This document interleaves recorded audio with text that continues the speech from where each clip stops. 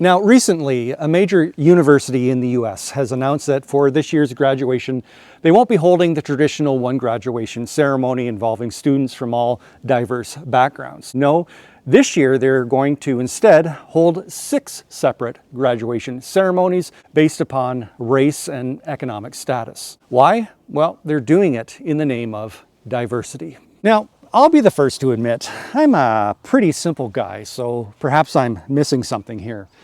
But to hold 6 separate graduation ceremonies based upon race, upon skin color of all things, well, that's being pretty divisive, is it not? It's not being very inclusive. The whole exercise seems so self-defeating. And therein lies the problem with diversity. When it is pushed too far, it quickly becomes divisive. It becomes exclusive. It divides people rather than unifies people. And this sort of thinking is unfortunately commonplace on most campuses today, which is spilling out over into the broader culture at large. It's why Andrew Sullivan, certainly no right-wing conservative, has quipped that, well, we all live on campus now. This madness is no longer confined just to the campus, but is everywhere. It's in our politics, in our sports, in our entertainment, even in our religion, dividing and polarizing people everywhere.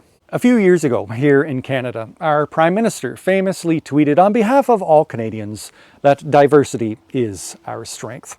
Now, if that tweet had been treated as how all short and pithy sayings should be treated, as a generalized statement that may not necessarily be true in every single given situation, then fine.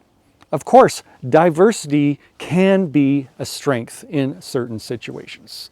But alas, that's not how that tweet has been treated, how it's been viewed. Instead, it's been treated as a blanket statement that somehow diversity is a strength always in every single given situation.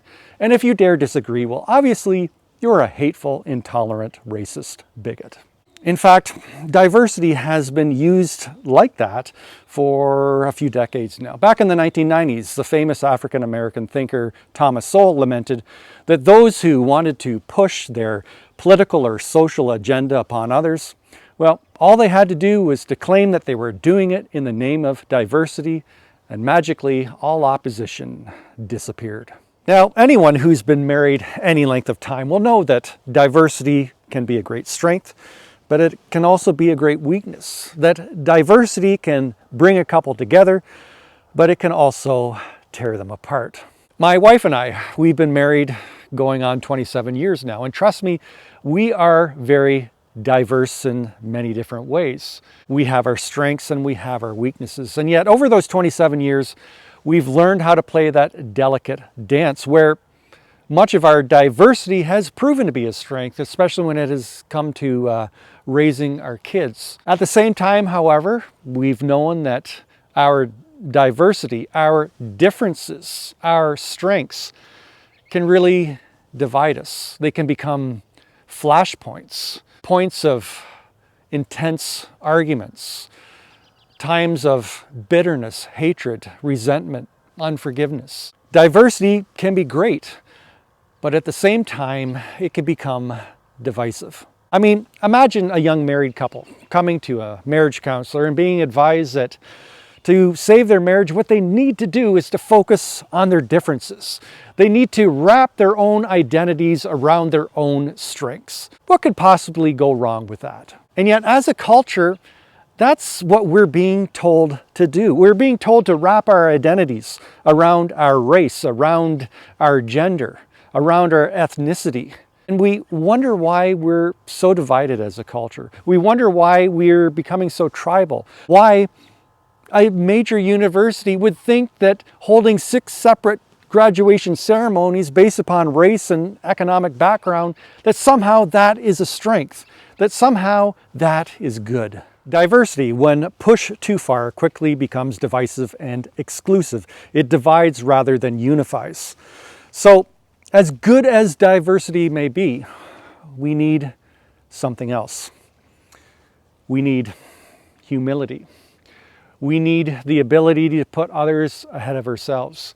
We need the ability to offer forgiveness and mercy. Just this past Sunday at our church, a retired missionary spoke. A man who had ministered all around the world. And in the early 1990s, he went to the former Yugoslavia in the midst of the Civil War then, when there was all that genocide and ethnic cleansing going on. And with all of these warring factions, these ethnicities trying to kill each other, when he went into a church, a particular church, lo and behold, here were all of these diverse ethnic groups. Instead of trying to kill each other, they were unified.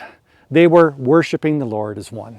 In fact, one of the members there had been a former sniper who, prior to his conversion, would have been trying to shoot and kill many of those people in that church. So what made them different from everyone else outside of those church walls? Well, it's the cross. Because you see, the cross is colorblind. When you come to the foot of the cross, when you realize that you are a sinner in need of God's grace, forgiveness, and mercy, your ethnicity, your skin color, your gender, your economic class, all those things, they simply disappear.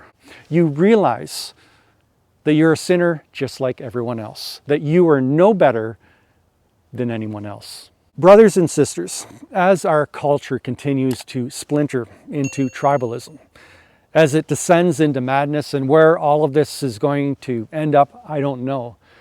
But may our churches become a refuge for people to go and find true diversity. May our churches be places where diversity truly is a strength. To subscribe for a new video just like this every single Thursday, click on the icon there. To watch any of my videos, click on the end cards there. Thanks so much for taking the time to watch this video. I hope to see all of you next Thursday. Bye for now, and God bless.